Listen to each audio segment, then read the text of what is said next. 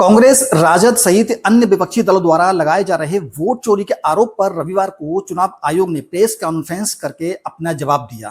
भारत के मुख्य चुनाव आयुक्त ज्ञानेश कुमार ने कहा कि चुनाव आयोग सभी राजनीतिक दलों के साथ समान व्यवहार करता है, क्योंकि हर दल का जन्म आयोग में पंजीकरण से होता है। मुख्य चुनाव आयुक्त ने स्पष्ट किया कि आयोग के लिए कोई पक्ष या विपक्ष नहीं है, सभी दल समकक्ष हैं। उन्होंने वोट चोरी के आरोप को मिथ्या करार दिया। साथ ही कहा कि विपक्षी दलों के आरोप भारत के संविधान का अपमान है। चुनाव आयोग की प्रेस कॉन्फ्रेंस के बाद कांग्रेस के आधिकारिक एक्स अकाउंट के वीडियो कोलाज पर पोस्ट करते हुए लिखा गया कि चुनाव आयोग ने फिर झूठ बोला। इस वीडियो कोलाज में पहले मुख्य निर्वाचन आयुक्त ज्ञानेश कुमार यह कहते हुए सुनाई दे रहे हैं कि हमारे लिए ना तो कोई पक्ष है ना कोई विपक्ष, सब समकक्ष हैं।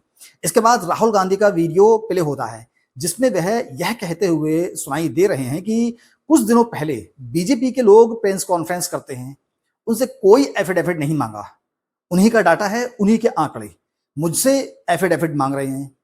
मुख्य चुनाव आयुक्त के वक्तव्य वोट चोरी जैसे शब्द संविधान का अपमान है पर कांग्रेस नेता पवन खेड़ा की प्रतिक्रिया सामने आई है।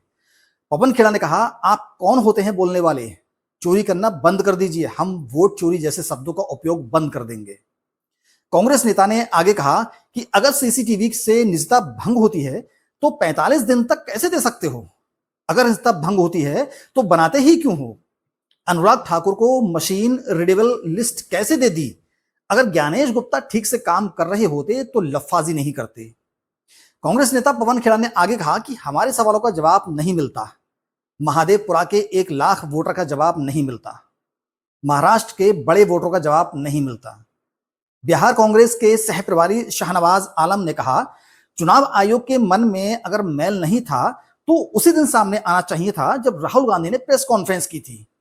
भाजपा के पास जवाब नहीं है, इसलिए चुनाव आयोग को आगे कर दिया है। कांग्रेस नेता चुनाव आयोग की निजता वाली दलील पर कहा, इस दलील का कोई तुक नहीं है। मालूम हो कि चुनाव आयोग ने मीडिया में पेश की गई वोटरों की तस्वीरों पर कहा कि बिना उसकी अनुमति के तस्वीरें मीडिया के सामने पेश की गई, उन पर आरोप लगाए गए, उनका इस्तेमाल किया गया। क्या चुनाव आयोग को मतदाताओं, उनकी माता, बहू या बेटियों की सीसीटीवी फुटेज साझा करने चाहिए? मतदाता सूची में जिनके नाम होते हैं वही अपने उम्मीदवार को चुनने के लिए वोट डालते हैं। उन्होंने वोटरों की निजता का सम्मान करने की बात कही थी।